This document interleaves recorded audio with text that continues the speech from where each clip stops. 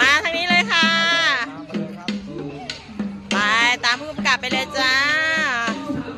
จูเนียร์สเกาต์จ้า